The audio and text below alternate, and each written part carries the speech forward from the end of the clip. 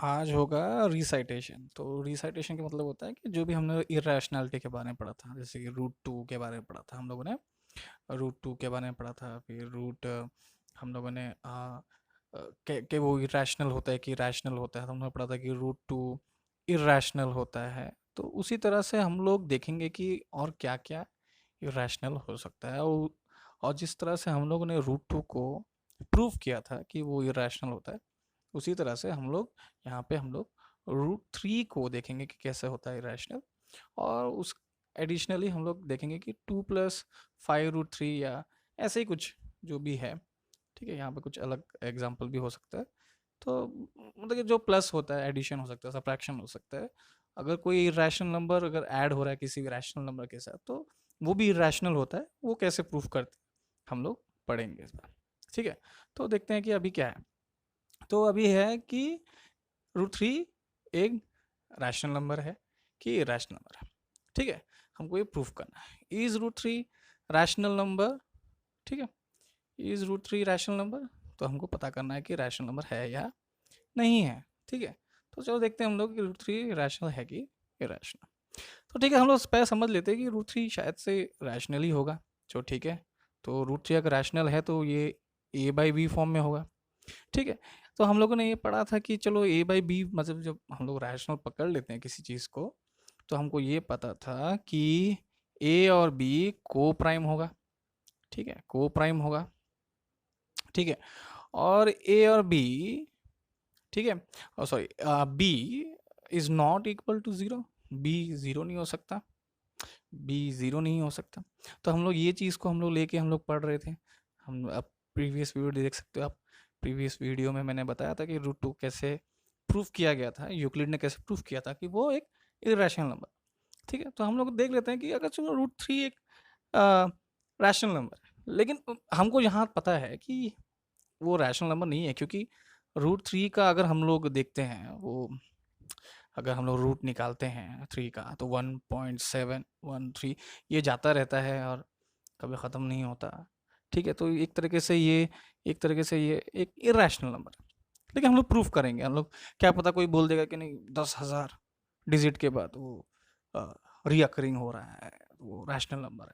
ऐसा बहुत लोग बोल सकते हैं कि वो रैशनल नंबर हो सकता है, तो इसलिए हम प्रूफ कर लेते हैं।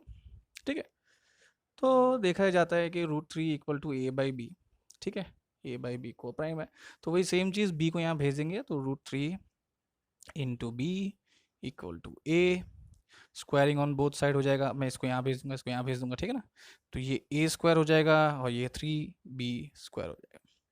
ठीक है, अब यहाँ पे हमको पता है कि अगर a स्क्वायर थ्री के साथ इंटू हो रहा है, मतलब कि ये मल्टीपल ऑफ थ्री है, इसका मतलब है कि ए भी मल्टीपल ऑफ थ्री होगा, लेकिन यहाँ पे कुछ m होगा, कुछ अलग मल्टीपल होगा, तो a इक्वल टू 3m। ठीक है, अब ये वैल्यू हम लोग इसमें ही डाल देते हैं। ठीक है, अगर डाल देंगे तो क्या होगा, 3m होल स्क्वायर, क्योंकि a का वैल्यू 3m है, तो 3a स्क्वायर हो जाएगा 3m whole square equal to 3b square. ठीक है, ये हो जाएगा 9m square, 9 equal to 3b square. 3 get cancel, 3 9 हो गया। ठीक है, तो b square will be equal to 3m square. Of course b square अगर 3 का मल्टीपल है, तो b भी 3 का मल्टीपल होगा, तो n लिख देते हैं, सिंपल। तो देखो यहाँ भी सेम वो जो हमने सोचा था, एज्यूम किया था कि हमने एज्यूम किया था कि ये एक रैशनल नंबर है। ठीक है, और कॉन्ट्राडिक्ट हो रहा है। देखो यहाँ पे, देखो ए और बी बोला गया है कि को प्राइम है, लेकिन अगर देखा जाए a/b अगर करके देखते हैं, तो 3m है a और b कितना है 3n।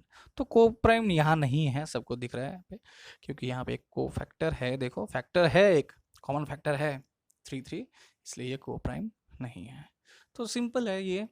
तो इस तरह से तुम लोग निकाल सकते हो कि नहीं, रूट थ्री रैशनल नहीं है, वो एक इरेशनल नंबर है।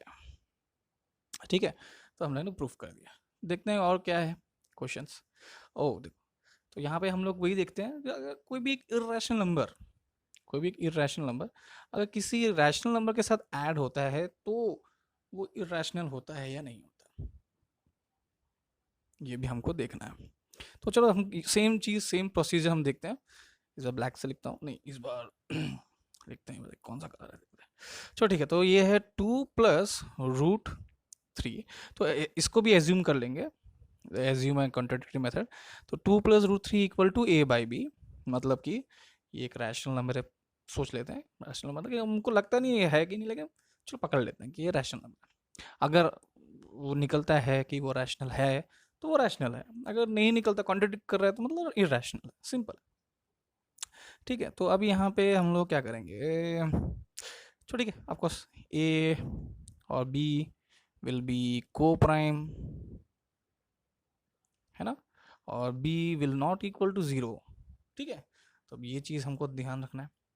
ठीक है, तो अभी चलो ठीक है, इसको देख लेते हैं। बी को यहाँ भेज देंगे, है ना, बी को यहाँ भेज देंगे, सेम चीज़।